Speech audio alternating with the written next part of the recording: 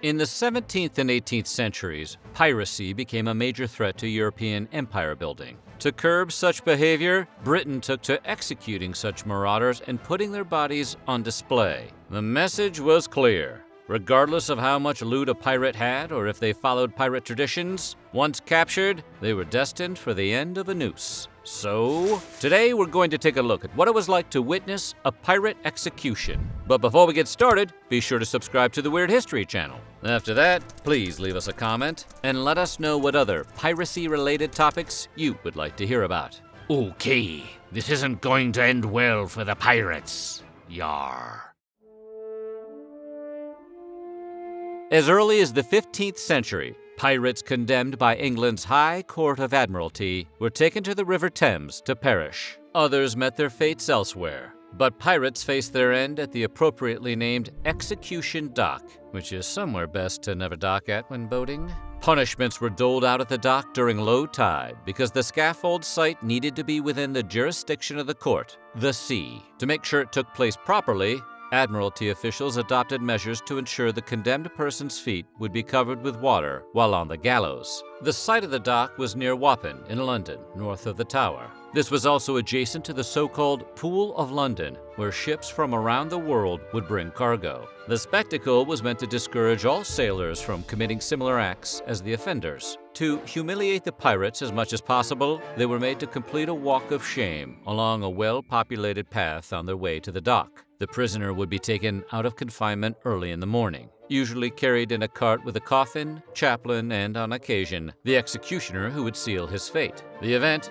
led by the Admiralty Marshal or his deputy, holding a silver oar as a symbol of authority, could take a few hours to complete. The processions were intended to humiliate and condemn, though they didn't always achieve that goal. Many times the crowd sympathized with the men and instead plied them with liquor and portrayed them as heroes. Public punishments at the time were considered a form of entertainment, so spectators typically wanted to make sure they had a good view. On the day of the event, crowds would gather along the procession route to catch a glimpse. These onlookers could have mixed reactions to the condemned men, often offering them drinks and cheering them as heroes while simultaneously expressing pity and judgment. It was also common for people to take to the water for the occasion. Observers boarded boats along the river to witness the spectacle. So what if you wanted to watch the pirate execution but weren't fond of crowds? Well, there was always a telescope. Yes, at the taverns along the shores of the River Thames, spectators could use spyglasses to watch the proceedings from afar. The Greenwich pensioners, naval retirees who lived in the Royal Hospital Greenwich, reportedly viewed the gibbeted pirates on the opposite side of the river, in the Isle of Dogs, through telescopes. The telescopes allowed more people to see what was going on, which was helpful because, for whatever reason, people were absolutely fascinated with the lifeless bodies of pirates. In fact, when a legislative act brought the practice to an end in 1834, newspapers lamented the end of spectacle and entertainment.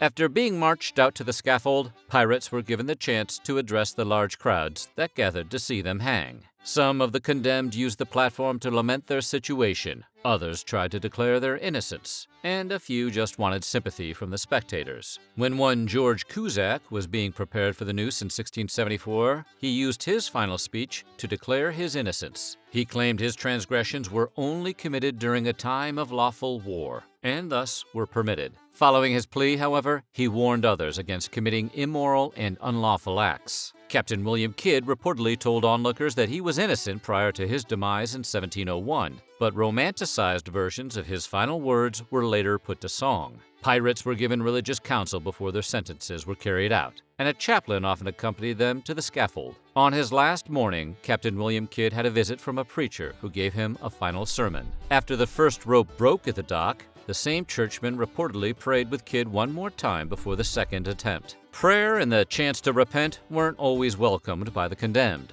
Captain DL, a Scotsman convicted in 1715, was so annoyed with his chaplain's overtures for him to repent that DL threatened to kick the chaplain down the stairs. This did not stop the chaplain from traveling with DL and praying along the way, though it is possible the chaplain was just trolling him at that point.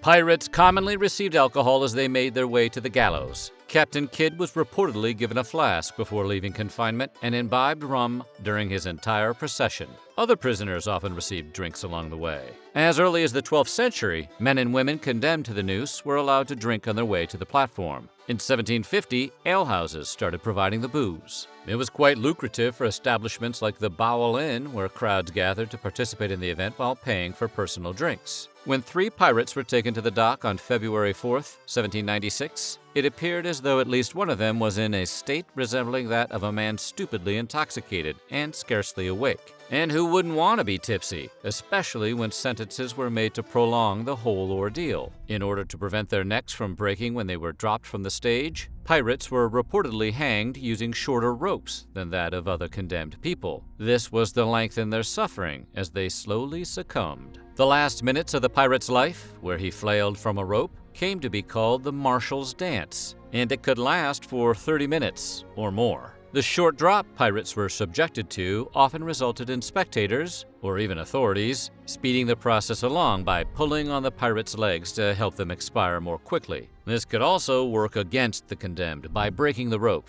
which would lead to a second attempt. Before becoming a pirate, Kidd was a privateer hired by the British to target French ships. After a series of struggles, including less than profitable gains and rampant disease, Kidd assailed an Indian vessel with an English captain. But when he took the ship, he inadvertently killed a crewman, making him both a pirate and a slayer. He was taken into custody and sent back to England, where he was tried and sentenced to the noose. Captain Kidd met his fate at the dock alongside 3 others on May 23, 1701.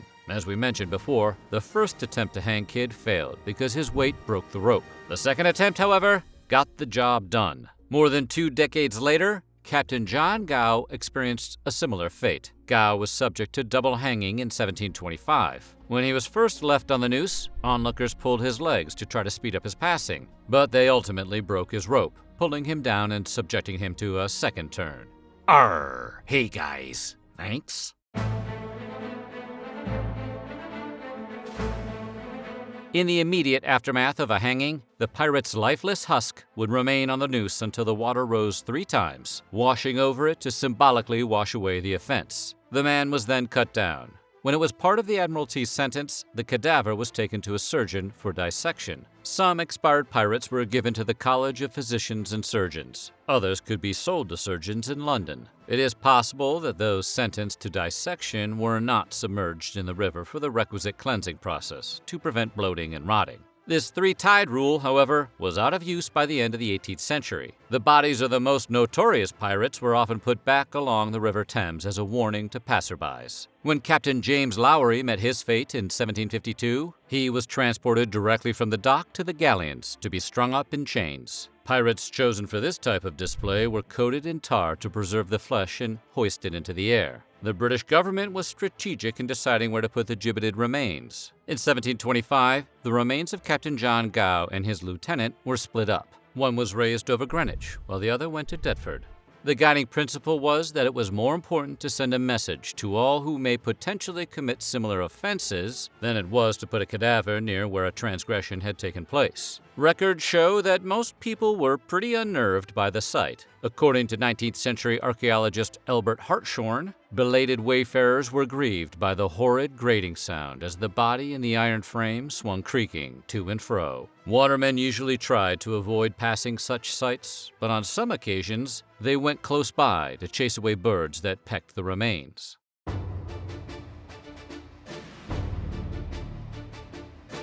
Calico Jack, born Jack Rackham, is known for having 2 women on his crew, including the famous Anne Bonny. Rackham and Bonny became lovers, even though she was married, and together they pirated through the Caribbean during the early 18th century. You heard right, they were pirates of the Caribbean. Bonny didn't hide her gender, but Mary Read, the second woman on Rackham's boat, William, dressed as a man when she joined the crew during the 1710s. Calico Jack's exploits were well known to officials at Port Royal in the Bahamas, but authorities captured him and his crew in 1720 and tried them for piracy in Jamaica. All of the men were sentenced to capital punishment, but Bonny and Read both claimed to be pregnant and were allowed to live. Until the late 17th century, all pirates captured by British authorities went to London for trial. But after the passing of the Piracy Act of 1698, admirals were allowed to try pirates at sea. According to the Act of 1698, all piracies, felonies, and robberies committed in or upon the sea, or under the jurisdiction of the Admiralty in any way, could be heard in any place at sea or upon the land, in any of His Majesty's islands,